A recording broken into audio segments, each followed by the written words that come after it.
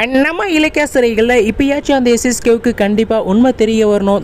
கௌதம் தான் தன்னுடைய மகன் அப்படின்னு சொல்லிட்டு தெரிய வந்தால் ரொம்ப நல்லாயிருக்கும் அப்படின்னு சொல்கிறவங்க மறக்காம இந்த வீடியோக்கு லைக் பண்ணிக்கோங்க. இப்போ எபிசோடு எப்படி ஆரம்பிக்க போகுது அப்படின்ற மாதிரி பார்த்தாக்க நம்ம ரேவதி அம்மாவும் நம்ம இலக்கியாவும் ஒரு பக்கம் நம்ம கௌதம் சார்கிட்ட மாட்டிக்கிட்டாங்க. இன்னொரு பக்கம் அந்த ரேவதியும் நம்ம இலக்கியாவும் அந்த ஆசிரமத்தில் போயிட்டு பணம் கொடுத்ததை இந்த எஸ்எஸ்கேவுடைய ஆள் ஃபாலோ பண்ணிகிட்டே போயிட்டு இப்போ அந்த எஸ்எஸ்கே கிட்ட கால் பண்ணி விஷயத்தை வந்து சொல்கிறாங்க. இப்படி தான் ஒரு ஆசிரமத்தில் கொண்டு போய் பணத்தை வந்து கொடுத்துருக்காங்க அப்படின்ற மாதிரி வந்து சொல்கிறாங்க. உடனே அந்த எஸ்எஸ்கேவுக்கு சந்தேகம் வந்துடுது. அப்படின்னா நம்ம குழந்தைய அவள் அங்கே தான் வந்து விட்டு வளர்த்துறப்பா, அவள் கண்டிப்பாக அந்த நம்ம குழந்தை யார் என்னன்னு சொல்லிட்டு இங்கே போய் கேட்டால் விசாரிச்சா வந்து தெரிஞ்சிடும் அப்படின்னு சொல்லிட்டு இந்த எஸ்எஸ்கே உடனே ஒரு பக்கம் அந்த ஆசிரமத்துக்கு வந்து கிளம்பி போகிறாங்க. இன்னொரு பக்கம் நம்ம கௌதம் சார் வந்து நம்ம ரேவதி அம்மாவையும் நம்ம இலக்கியாவையும் பின்னாடியே வந்து ஃபாலோ பண்ணிட்டு போனாங்க. முடிஞ்ச வரைக்கும் வந்து ஃபாலோ பண்ணாங்க. அதுக்கப்புறமா ஆட்டோ வந்து ரிப்பேர் ஆகிட்டு பாதிலே வந்து நின்றுடுச்சு. அதனால் நம்ம இலக்கியாவும் நம்ம ரேவதி அம்மாவும் எங்கே போனாங்கன்னு தெரியாமல் நம்ம கௌதம் சார் பயங்கரமான கோவத்தில் வந்து இருக்கார். ஏன்னா அவ்வளோ பணத்தை வச்சுக்கிட்டு எதுக்காக வந்து அவ்வளோ ஸ்பீடாக வந்து போனாங்க, அதுவும் நமக்கு தெரியாமல்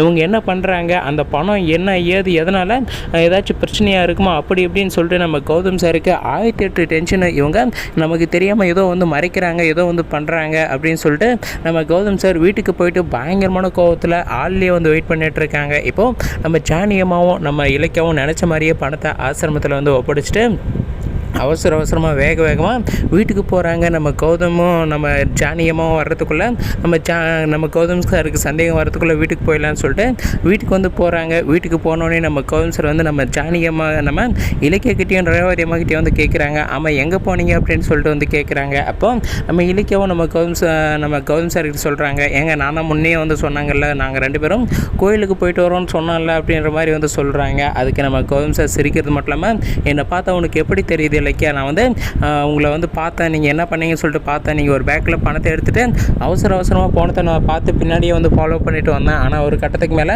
நீங்கள் வந்து வேகமாக வந்து வேறு வழியில் வந்து மாறி போயிட்டீங்க அப்படின்ற மாதிரி சொல்லிட்டு நம்ம கௌதம் சார் பயங்கரமான கோவத்தில் வந்து விசாரிக்கிறாங்க. இப்போ நம்ம ஜானகியம்மாவும் வெளியே போயிருந்தாங்க இல்லையா, அவங்களும் வந்துடுறாங்க. வந்துட்டு பின்னாடி என்னாச்சு கௌதம், எதுக்காக இவர்கிட்ட வந்து விசாரிச்சுட்டு இருக்க அப்படின்ற மாதிரி சொல்லி கேட்கும்போது நம்ம கௌதம் சார் நடந்த விஷயத்தை வந்து சொல்கிறாங்க. இப்படி தான் நான் குளிக்க போன சமயத்தில் இவங்க பணத்தை எடுத்துகிட்டு இவ்வளோ கட்டுக்கட்டான பணத்தை எடுத்துகிட்டு வேகமாக வந்து போனாங்க. அது என்ன பணம், எதுக்காக போனாங்க அப்படின்னு சொல்லிட்டு ஒன்றுமே தெரியல, அதை தான் கேட்டுட்ருக்கேன் அப்படின்னு மாதிரி சொன்னோடனே நம்ம ஜானகியம்மாவுக்கு வந்து பயங்கரமான ஷாக்கு, என்னது பணமா அப்படின்றாங்க. இன்னொரு பக்கம் நம்ம இலக்கியாவுக்கும் நம்ம ரேவதி அம்மாவுக்கும் இப்போ என்ன சொல்கிறதுனே தெரியாமல் பயங்கரமாக வந்து ஆடி போகிறாங்க. இப்போது நம்ம கௌதம் சார் வேறு பயங்கரமான கோவத்தில் கேட்டுகிட்டே இருக்காங்க. அப்போ தான் நம்ம ரேவதி அம்மா வேறு வழியே இல்லை, இது எஸ்எஸ்கேவுடைய பணமா அப்படின்னு மாதிரி வந்து சொல்லிடுறாங்க. அதுக்கப்புறமா நம்ம ரேவதி அம்மா எப்படி சமாளிக்க போகிறாங்க அப்படின்றது தான் வரப்போகிற எபிசோடில் வந்து நடக்க போகுது. இன்னொரு பக்கம் அந்த எஸ்எஸ்கே அந்த ஆசிரமத்துக்கு வந்து போனாங்க இல்லையா, அந்த ஆசிரமத்தில் போயிட்டு அந்த மேனேஜர்கிட்ட வந்து விசாரிக்கிறாங்க. இப்படி தான் அந்த பணத்தை கொடுத்தாங்க இல்லையா, அது யார் எதுக்காக கொடுத்தாங்க அப்படின்னு மாதிரி சொல்லிட்டு விசாரிக்கும் போது